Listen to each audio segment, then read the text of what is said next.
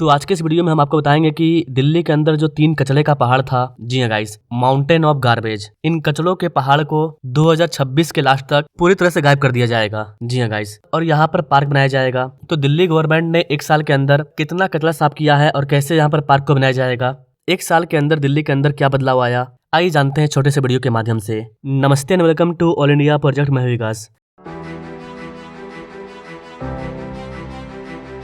ये ओखला का landfill site है। एक ही पहाड़ है जिसके खनन से लोग खुश होते हैं।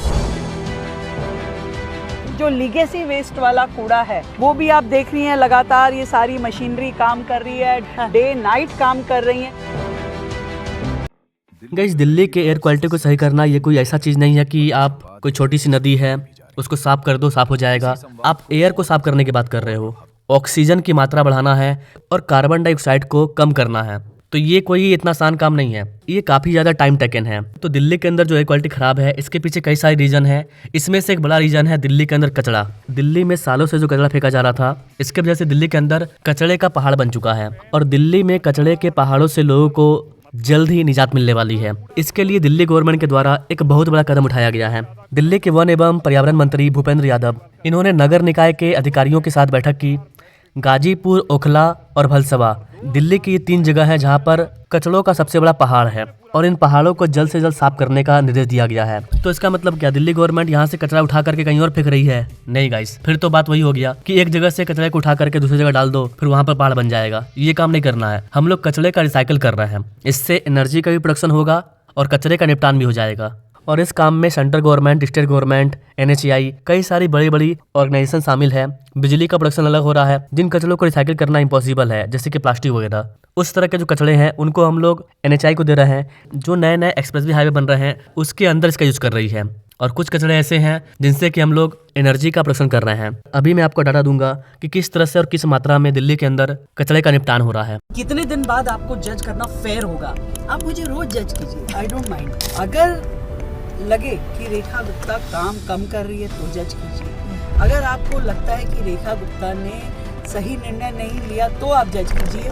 सालों की दिल्ली जो फंसी हुई थी, अपनी समस्याओं में उलझी हुई थी, उसका एक एक सिरा पकड़ के सुलझा रही है। एक एक सिरा मुझे रोज सुलझाना पड़ता है कि भाई ये क्या है, ये क्या है, इसको कैसे करना है, इसको कैसे करना है। जब रोजाना काम कर रहे हैं तो जो 11 साल की प्रॉब्लम थी, जो 15 साल वाली थी, जो 27 साल की प्रॉब्लम थी, आज उनको समाधान मिलना शुरू हुआ है।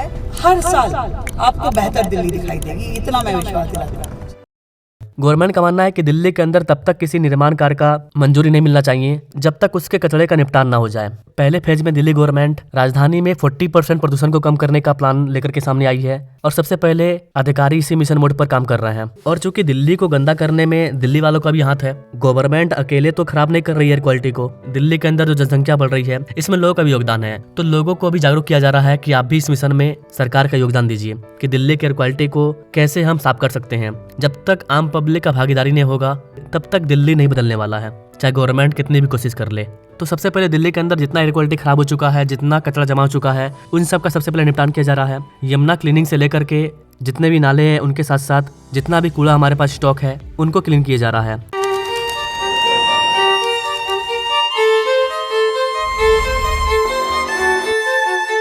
गृह मंत्री ने पहले ही कहा था कि दिल्ली के जिन जगहों पर कचरा जमा है आज के टाइम में, कचरे का पहाड़, उस जगह पर हम लोग पार्क बनाने वाले हैं। मतलब उसको इस तरह से क्लीन कर दिया जाएगा कि वो जो पूरा का पूरा पहाड़ है वो एक हरा भरा मैदान बन जाएगा। 2026 के लास्ट तक ये काम पूरा हो जाएगा। इस दौरान ओखला, गाजीपुर, भलसवा इन जगहों पर तेजी से काम चल रहा है। दिसंबर 2026 तक यहाँ पर आपको बहुत बड़ा बदलाव देखने को मिलेगा। ऐसा नहीं है गाइस कि जो पिछली गवर्नमेंट थी उन्होंने इस तरह का काम नहीं किया। उनके द्वारा भी दिल्ली के अंदर कचरा को साफ किया जा रहा था, कचरे का रिसाइकिल किया जा रहा था, लेकिन उस टाइम हर दिन 7000 TDP कचरे का रिसाइकिल किया जाता था। फर्क बस इतना है कि अभी जो वर्तमान गवर्नमेंट है, अभी की दिल्ली गवर्नमेंट ने इसे 5 गुना बढ़ा दिया है। जी हाँ गाइस, पहले 7000 टन पर डे कचरे के द्वारा बायोमाइनिंग किया जाता था, अभी इसे बढ़ा करके 30 से 35,000 कर दिया गया है। यानी कि उस टाइम से करीब 5 गुना अधिक। दिन रात मशीन चल रही है और लगातार बायोमाइनिंग किया जा रहा है। इसका रिजल्ट क्या हुआ? रिजल्ट ये हुआ है गाइस कि दिल्ली में 3 कूड़े के बड़े पहाड़ हैं। इसके अलावा और भी कई सारे छोटे कूड़े के पहाड़ हैं। टोटल 7 कूड़े के पहाड़ में से 1 साल के अंदर करीब करीब 40 एकड़ भूमि को मुक्त कर लिया गया है। जी गाइस, और वर्तमान में इस भूमि का उपयोग पौधारोपण के साथ साथ नए कचरे के निस्तारण के लिए किया जा रहा है। जब पूरा का पूरा कूड़े का पहाड़ खत्म हो जाएगा तो यहाँ पर स्कूल बनेगा, सामुदायिक भवन बनेगा, पार्क बनेगा। जो 3 मेन कचरे का पहाड़ है वहाँ पर पार्क बनाने का प्लानिंग है। फिलहाल इस भूमि का उपयोग नए कचरे के निस्तारण के लिए किया जा रहा है ताकि समय सीमा पर लैंडफिल साइटों को खत्म किया जा सके, क्योंकि लैंडफिल साइटों पर जिन जिन इलाकों में ये कचरे का पहाड़ है,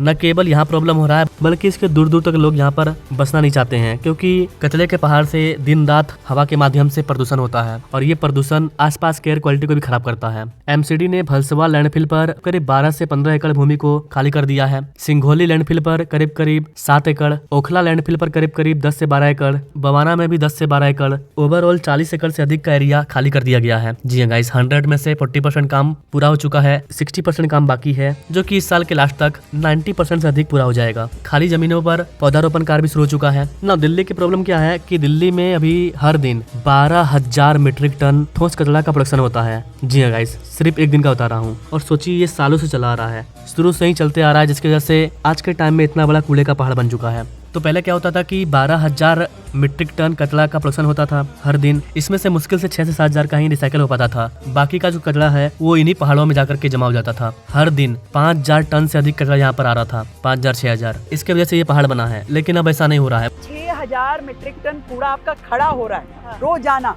सालों से। कब से? मतलब कि शुरू से। जब वो खड़ा होता गया तो ये कूड़े के पहाड़ बन गए।